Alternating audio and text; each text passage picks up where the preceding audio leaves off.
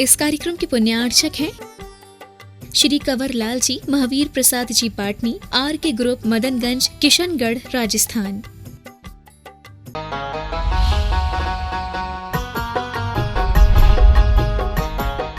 पाएंगे, उसके पास रहने की कोशिश करेंगे, वो संग से फिर हमारी संगति बन जाती है। इसलिए अच्छे विचारकों ने यह कहा है कि आप हमें अपनी संगति बता दें, हम बता देंगे कि आप क्या हैं। क्या कहा? आप हमें ये बता दें कि आपकी संगति किन लोगों से है, आपके मित्र कौन हैं, आपके आसपास रहने वाले लोग कैसे हैं, बस आप हमें उनका परिचय दे दें, हम बता देंगे कि आप कैसे हैं। अच्छी बात है ये भी। ये अपने आप में एक निमित्त नैमित्तिक संबंध है। इसको क्या बोलते हैं? निमित्त नैमित्तिक संबंध। ये निमित्त नैमित्तिक संबंध कई जगह चलता रहता है और कई जगह काम आता है। जैसा आपके भीतर परिणाम होगा, भाव होगा, वैसा ही आप बाहर की वस्तुओं की समायोजना करेंगे, और जैसी बाहर की वस्तुएं होंगी वैसा ही आपके अंदर भाव या परिणाम भी आएगा। इसका नाम क्या है? निमित्त नैमित्तिक संबंध।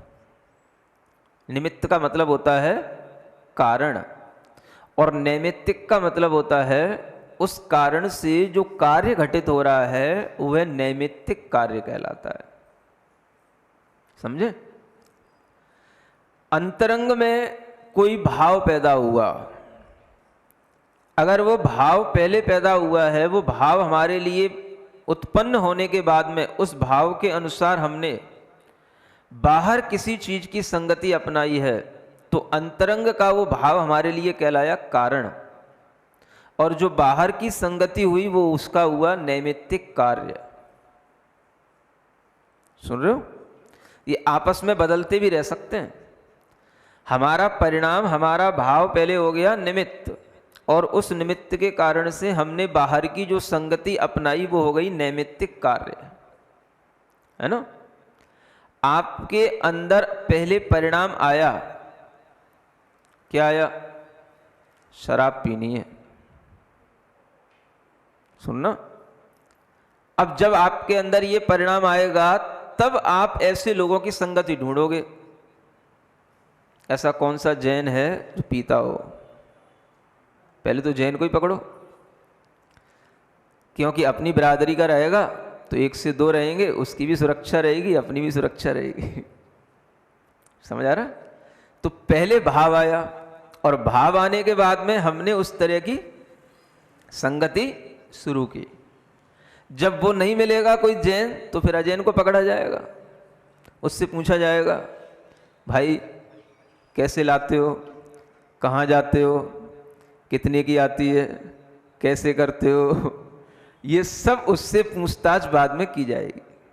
ये बताएगी कि आपकी संगति जो हो रही है वो संगति तो बाद में दिखाई दी, पहले क्या दिखाई दिया? आपके अंदर भाव आया। समझ आ रहा है? अगर पहले आपके अंदर भाव आया तो आपका भाव हुआ निमित्त, और फिर आपने उसके अनुसार संगति ढूंढी, वो हुआ नैमित्तिक कार्य। अब इसी में उल्टा भी हो सकता है। पहले मान लो आपको संगति मिल गई, कोई मिल गया आपको, पता नहीं था आपको जैन भाई ही था, है ना? रोजाना उसके साथ बैठते थे, प्रवचन सुनते थे, है ना? मंदिर भी जाते थे। एक दिन कहने लगा, भाई चलो मंदिर तो रोजाना जाते ही हैं, आज चलो आपको कहीं और भी ले चलते हैं। नहीं समझ आया? तो भाई कहाँ ले चलते हो? चलो चलो आज ले करके चलते हैं, आज देखना, फिर बाद में कल बताना कैसा लगा। ले गया, ले गया तो उसे जाकर के जब वो देखा, अरे ये क्या, ये सब क्या कर रहे हो? कुछ नहीं, ये भी सब जरूरी होता है आज की ज़िंदगी में, आज की दुनिया में सब थोड़ा थोड़ा सब चीज़ें सीखना चाहिए, सब थोड़ा थोड़ा करना चाहिए। अरे नहीं नहीं, हम तो जैन हैं, हम तो कभी ऐसा गंदा कुछ ना खा सकते हैं ना पी सकते हैं, ऐसा आप कैसे सोच सकते हैं? अरे नहीं कोई बात नहीं, थोड़ा सा ले लो, थोड़ा सा देख लो, आज देख लो, फिर कल से नहीं लेना। सुन लिया?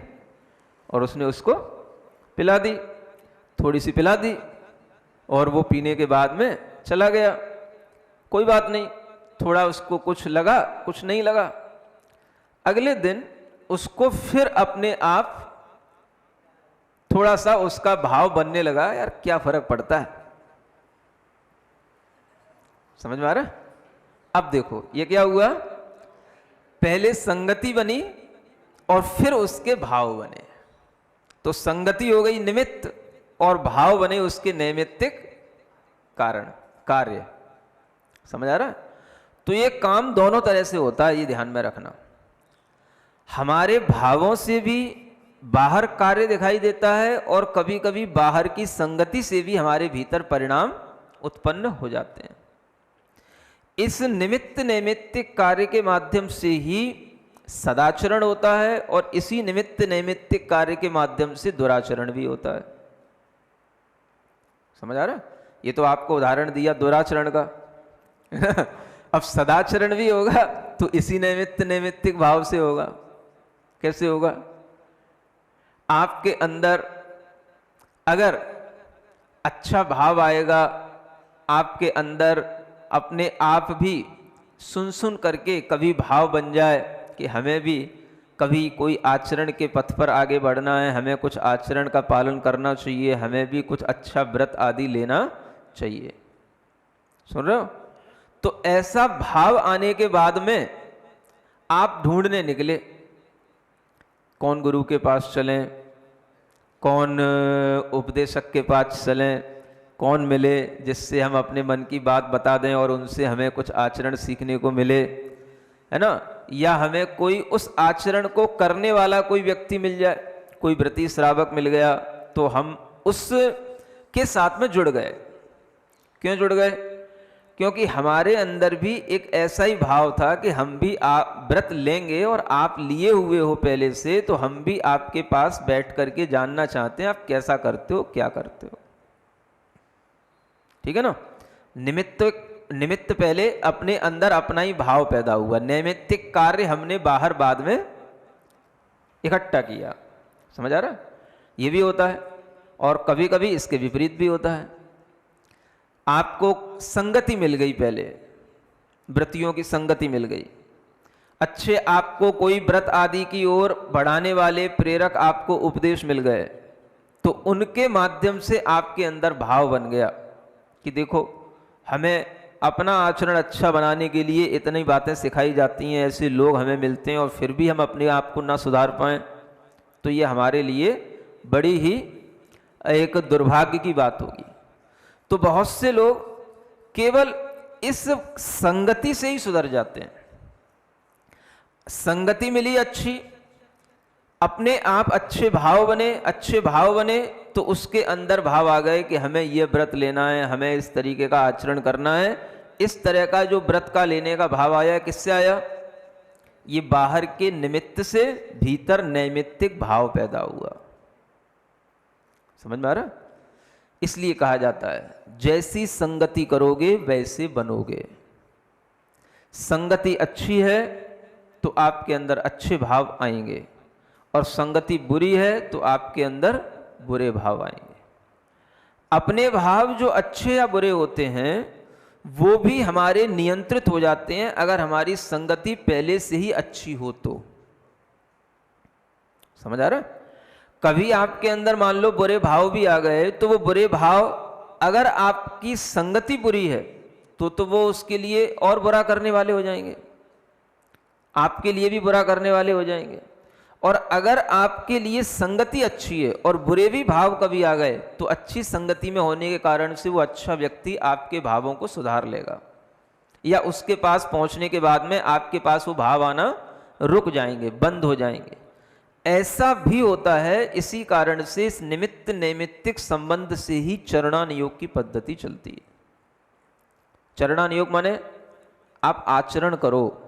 आचरण करने के लिए आपको कोई ना कोई बाहर निमित्त भी मिल सकता है तो आपके अंदर अच्छे भाव आ सकते हैं, या अच्छे भावों से आप अच्छे निमित्तों को ढूंढ भी सकते हो। समझ में आ रहा है? और यही चरणान योग में दोनों तरीके से काम होता है। आपके लिए सर्व संग से विरति होना कहा गया। संग माने है एक तरह का ममत्व भाव, जिसे हम परिग्रह भी कहते हैं, वह संग जो है वह भीतरी अपना ममत्व का भाव है, जो हमारे संस्कारों में पड़ा है उसका नाम है संग, जिसकी संगति हमारे साथ हमेशा बनी हुई है। राग द्वेष मोह ये हमारे क्या हैं, इस संग हैं, इनका संग हमने हमेशा से बना के रखा है ना। काम क्रोध ईर्ष्या लोभ माया ये सब क्या है, ये सब हमारे संग हैं। आपको बाहर कोई संग मिले या न मिले, इनका संग आपके पास में हमेशा है। चाहे आप घर में अकेले पड़े हों, चाहे 10 लोगों के साथ बैठे हों, ये आपके साथ संग हमेशा है। समझ आ रहा है? बीमार पड़े हो तो भी यही साथ में है, और खाए पिए पड़े हो तो भी यही साथ में है। सबके साथ में ये संग लगा हुआ है। अब इस संग से पहले विरत होना, ये भीतर का संग छूटेगा ना, तो ये भीतर का संग छूटने पर बाहर का ये, फिर जब कोई संग भीतर है ही नहीं, कोई क्रोध मान माया लोभ कुछ है ही नहीं, तो अब घर में क्या है, घर किसका, घर किसके लिए, घर में किसको रहना। समझ आ रहा है? तो वो अनगार तो अपने आप हो ही जाएगा। संग है भीतर अगर हमारे अंदर कोई राग का, द्वेष का, मोह का, तो बाहर भी पत्नी, घर, व्यापार, दुकान, मकान सब कुछ है। समझ आ रहा है? संग से विरत हुआ तो अगार से विरक्त हुआ। ये संग जो है भीतर की चीज है और अगार बाहर की चीज है। इसमें भी निमित्त नैमित्तिक संबंध लगा लेना। समझ में आ रहा है? हाँ, दोनों ही बातें हैं। कभी अगार से पहले विरक्त हो जाए, चल भाई घर बार छोड़ दे, छोड़ दिया, छूट गया, तो भीतर का संग भी छूट गया। कभी भीतर का संग पहले छूट गया तो घर बार से उदासीनता आ गई, तो उसको छोड़ दिया। दोनों ही बातें हैं। चरणान योग हमेशा निमित्त नैमित्तिक संबंध के साथ आपको आगे बढ़ाता है। बाहर का त्याग, बाहरी वस्तु भी आपके लिए निमित्त बन सकती है अंतरंग की रागादि कम करने के लिए, और अंतरंग में रागादि कम होने पर भी आपको बाहरी वस्तु के प्रति उदासीनता या त्याग का भाव आ सकता है। ये निमित्त नैमित्तिक भाव दोनों ओर से चला करते हैं। तो आचार्य कहते हैं जो अनगार हुए हैं वो सर्व संग से रहित हुए हैं, है ना। और संग से रहित होकर के भी, अब मान लो उनका आपको संग दिखाई दे, संग नहीं समझ आ रहा है, अब अनगारों का ही आपको संग दिखाई दे कि संग है, समूह है, तो आप इस संग में और संग में अंतर समझें, है ना। संग तो बन गया उस संगति के कारण से। कौन सी संगति? भाई आप भी व्रत लेना चाहते हैं, आप भी चरणान योग के मार्ग पर चलना चाहते हैं, ठीक है, आपके लिए भी अच्छा भाव है, आशीर्वाद है, तो वो भी आपके साथ हो लिया, तो क्या बन गया? तो ये संघ बन गया। समझ आ रहा है?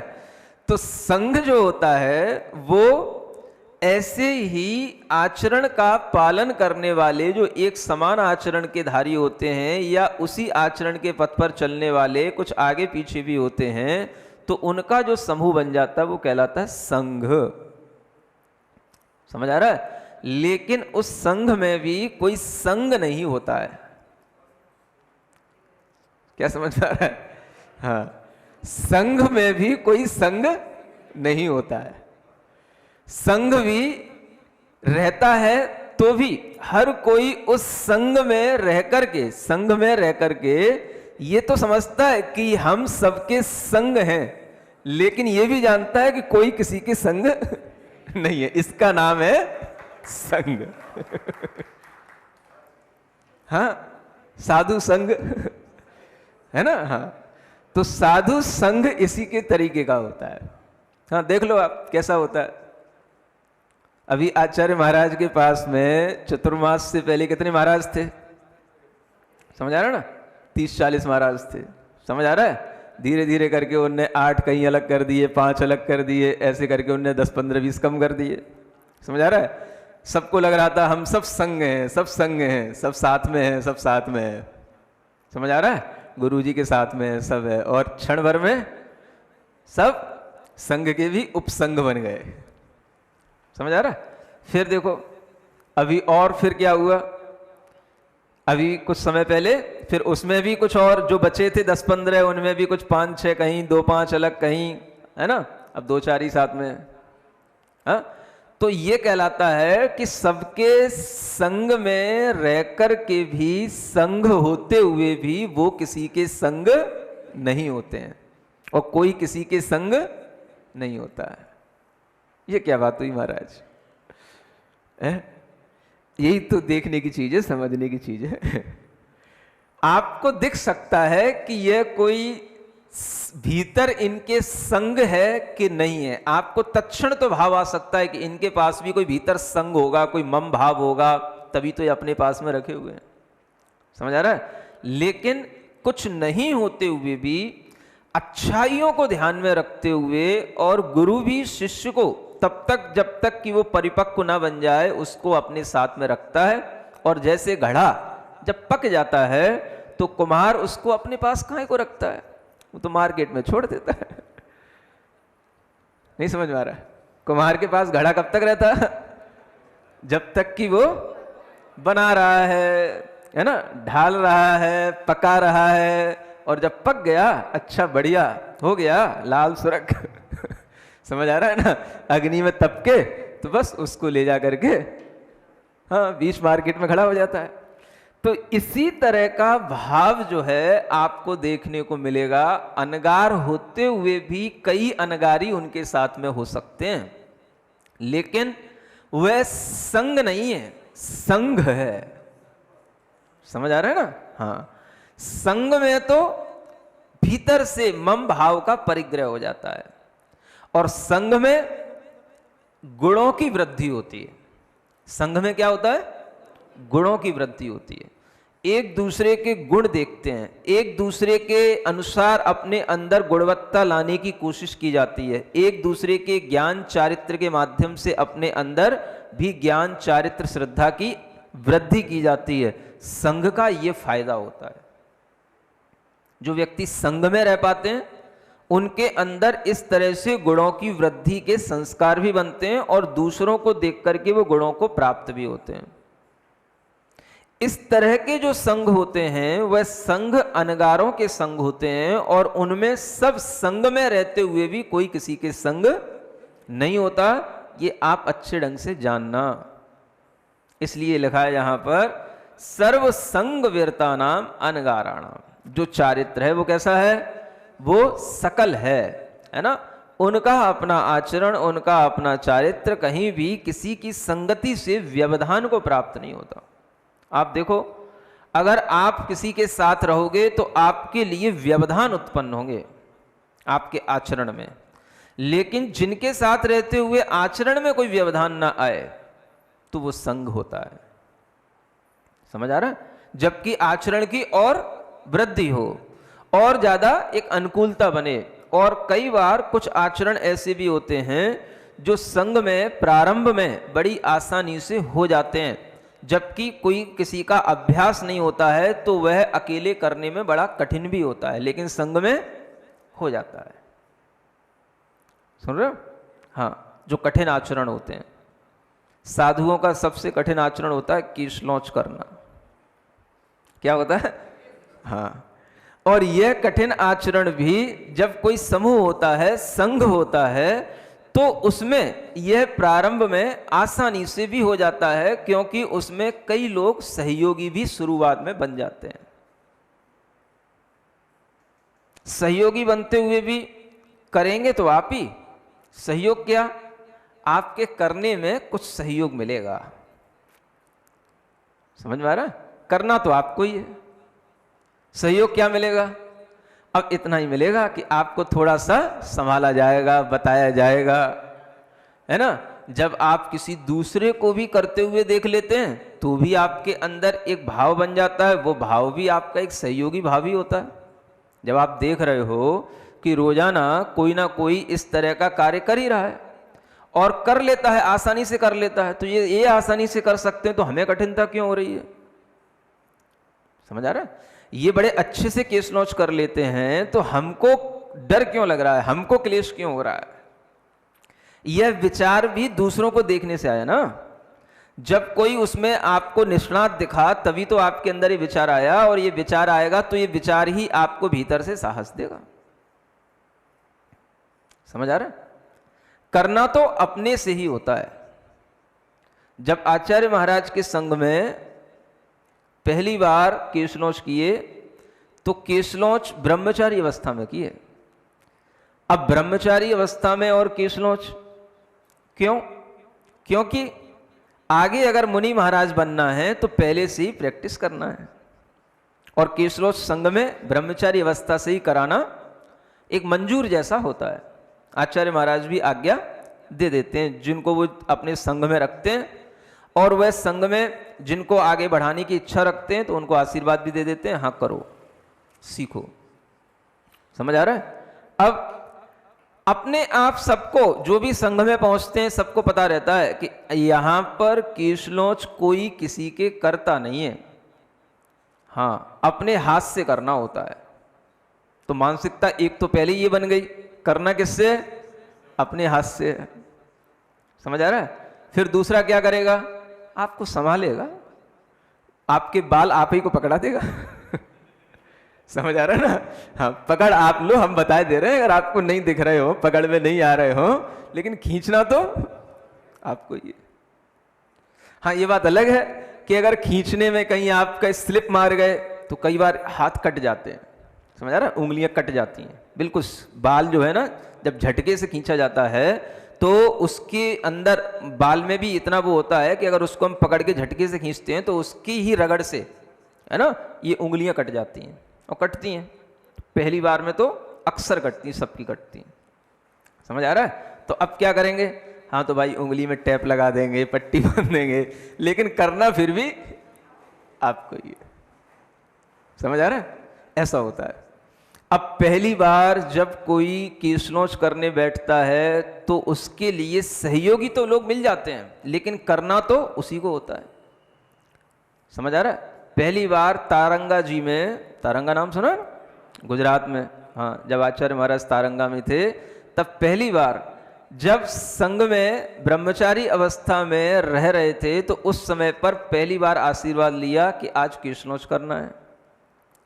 समझ आ रहा है? आशीर्वाद मिल गया। अब आज का मतलब कल करने के लिए आज आशीर्वाद लिया जाता है ना? या आज करना है तो फिर आपको आहार से, भोजन से पहले करना है। अब ब्रह्मचारी हैं तो उनके लिए अपनी शर्त अलग तरीके की होती। भाई आप केशलोच कर लिए, इतनी बड़ी बात। तो केशलोच करना प्रारंभ किया रात के 2 बजे से। समझ आ रहा है ना? हाँ, क्योंकि सुबह सुबह तो धूप निकल आती है, गर्मी हो जाती है, तो कुछ का कुछ नहीं होता। समझ आ रहा है? लोगों का आना जाना हो जाएगा तो और कुछ नहीं होएगा। एक मुनि महाराज को मतलब कहा तो उन्होंने कहा कोई बात नहीं, उनके पास में बैठ गया, रात के 2 बजे बैठ गया, और जो है ठीक है करना शुरू कर दिए, और थोड़े से किए, ये हाथ माथ सब कट गए। अब क्या करना? करना तो फिर भी है। करते करते करते करते सुबह की, समझ आ रहा है, 9 बज गई, 10 बज गई। पहली बार में ऐसे ही होता है। कभी तो अब इतना देखो, इतना कष्ट सहने के बाद गुरुजी आचार्य महाराज खुद उस कमरे में देखने के लिए आए कि ये पहली बार केशलोच कर रहा है, तो चलो देख करके आए। समझ आ रहा है ना? आए, देखे, जब तक देखे जब तक तो सब हो ही चुके थे, बड़े खुश, हाँ अपने आप से कर लिए। अब इधर तो उसकी हालत बिल्कुल खराब हो चुकी थी, लेकिन गुरुजी ने देख करके खुश हो लिया कि हाँ बहुत अच्छा, अपने हाथ से कर लिए, और जाते जाते आशीर्वाद दे गए। सा वाले सब पास हो गए। जिनके नाम सा पे थे ना, है ना, एक साथ में और थे सुकौशल भाई, वो भी सा के नाम पे ही थे, तो सा वाले पास हो गए। समझ आ रहा है? बस सब कष्ट था, वो कष्ट तो चलो जो ठीक है सो ठीक है, गुरु महाराज प्रसन्न हो गए, सब आनंद आ गया। सुन रहे हो? एक बार तो आपको इस तरह से सहयोग मिल गया, लेकिन वह सहयोग की अपेक्षा बार बार नहीं करना, ये भी ध्यान में रखना पड़ता है ना? अब ठीक है, एक बार हो गया, अब आगे अपने आप उसकी दृढ़ता बनती चली जाती है, और फिर अपने आप वह जब चाहे तब कैसे भी, अब बिना डरे कभी भी वह कर सकता है। समझ आ रहा? कैसे?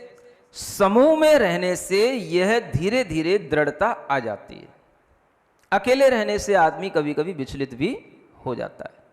इसलिए कहा गया है कि संग में रहने से गुणों की वृद्धि होती है। आचार्य कहते हैं कि आप अपने अंदर अगर चारित्र की वृद्धि करना चाहते हैं तो ऐसी ही संगति में रहें जो चारित्रवान लोग हैं। जैसी संगति होगी वैसे ही आपके अंदर भाव आएंगे। सीधी स्पष्ट सी नीति है, संसार में भी और संसार से परे जाने के अलौकिक मार्ग में भी, दोनों जगह ये काम आती है।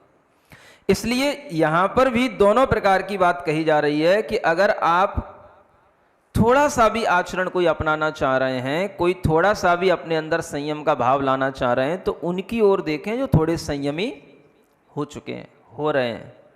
संगति करना शुरू कर दो उनकी। अगर आप सर्व संग से रहित होना चाह रहे हैं तो आप उनकी संगति करना शुरू कर दो। समझ आ रहा है? सागाराणाम ससंगानाम। सागार कौन कहलाते हैं? जो संग माने परिग्रह से या ममत्व भाव से सहित हैं, वो सागार हैं। स माने सहित, अगार माने घर। जो घर से सहित हों वो सागार होते हैं, और जो घर से सहित होंगे तो वह निश्चित है कि उनके अंदर संग भाव है, माने ममत्व भाव है, तभी तो घर है। अब आप ऐसा नहीं कह सकते मेरे अंदर कोई मोह ममता नहीं है, मैं तो केवल घर में रह रहा हूं। समझ आ रहा है ना?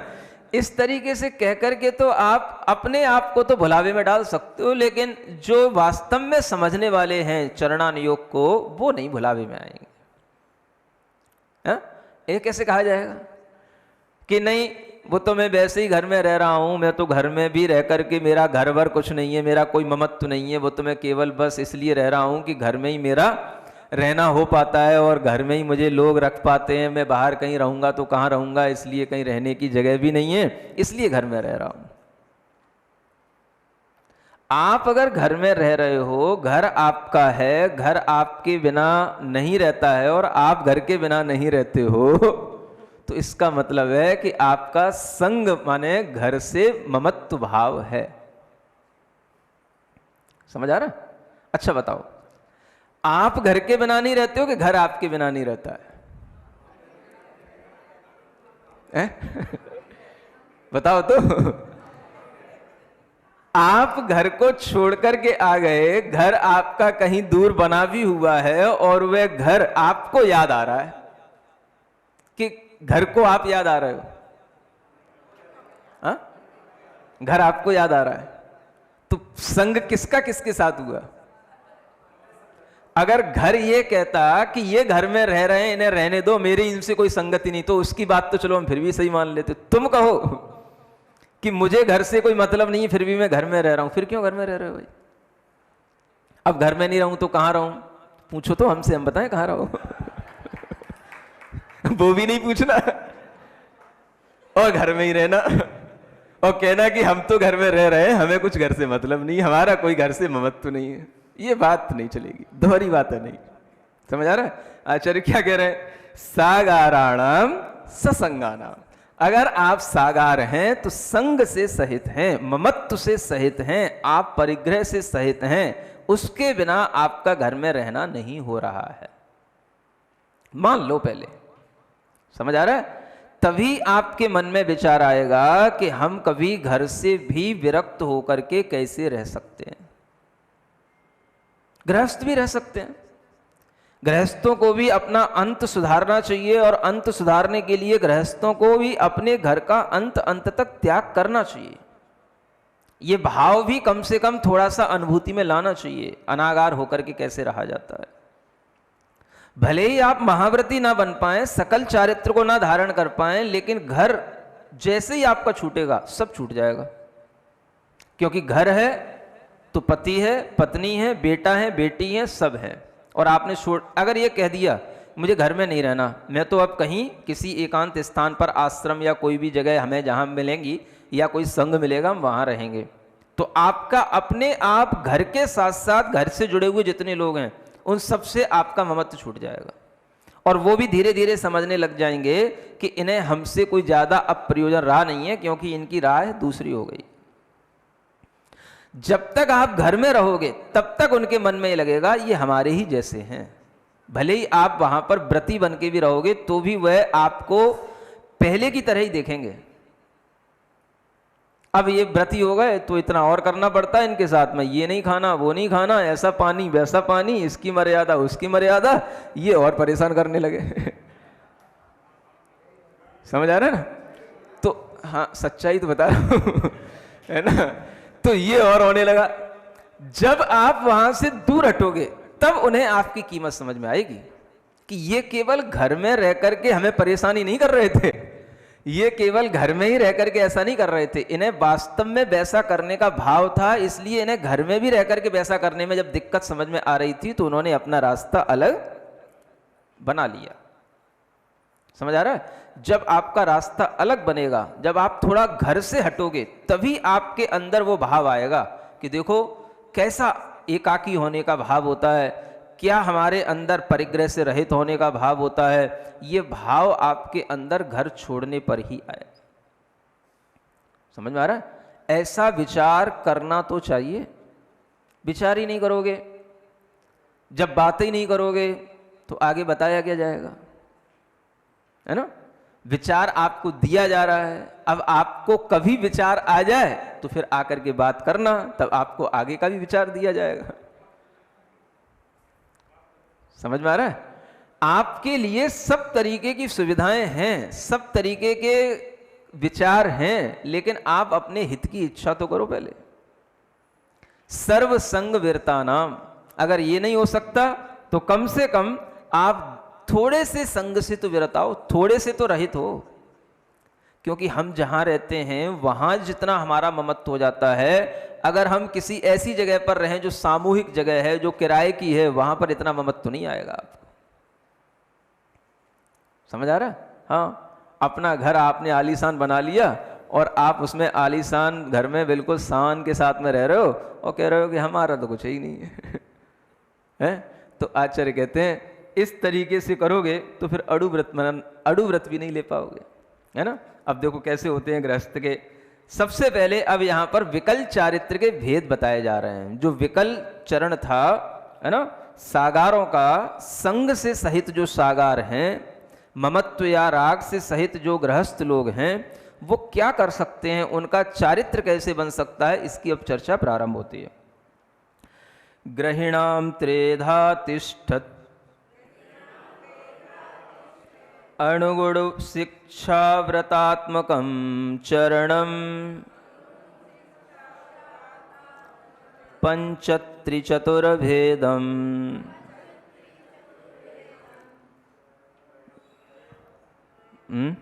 त्रयम यथा संख्यमाख्यातम।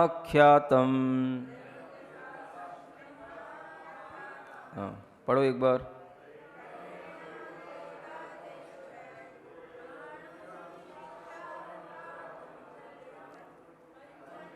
चतुर्भेदम त्रयम यथा संख्यमाख्यातम।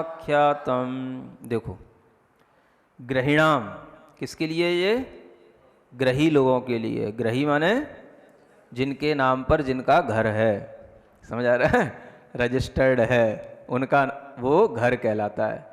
उन गृहस्थ लोगों के लिए, ग्रही लोगों के लिए, अथवा, है ना, जिनके घर में जिनकी गृहिणी है ना, अथवा जिस गृहिणी का कोई ग्रही स्वामी है, वो सब आपस में क्या है? गृहस्थ हैं। ठीक है ना?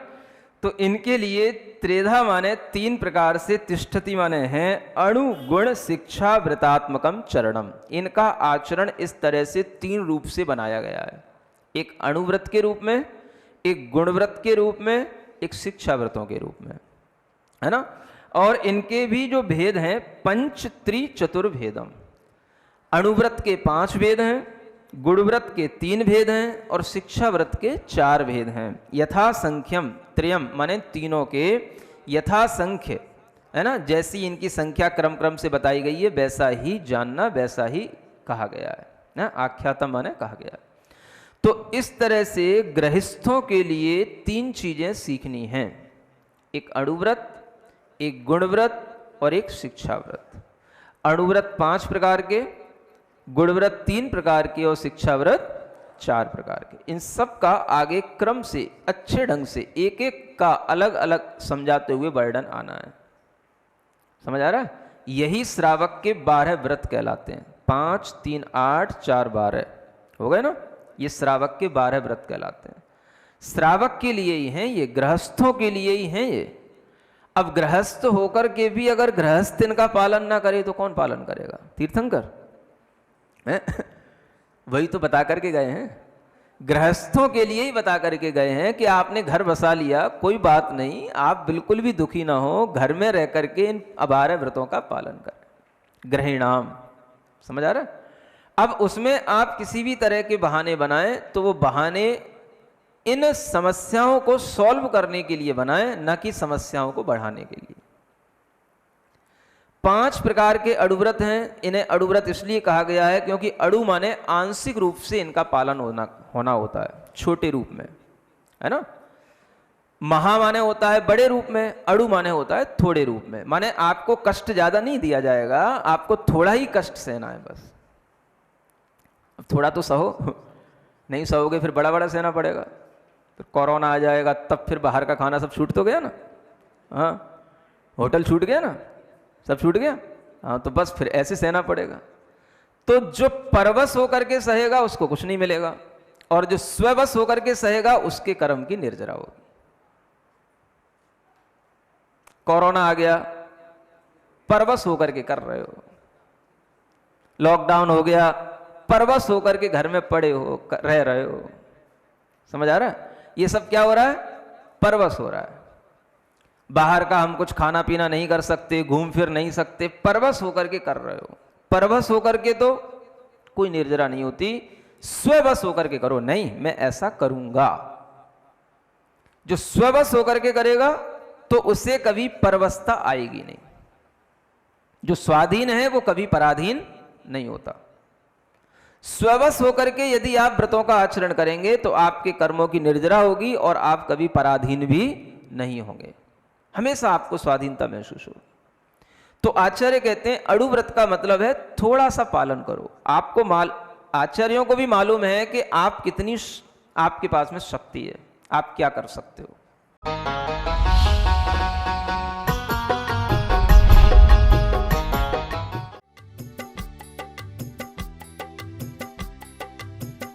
इस कार्यक्रम के पुण्यार्चक थे श्री कंवर लाल जी, महावीर प्रसाद जी पाटनी, आर के ग्रुप, मदनगंज, किशनगढ़, राजस्थान।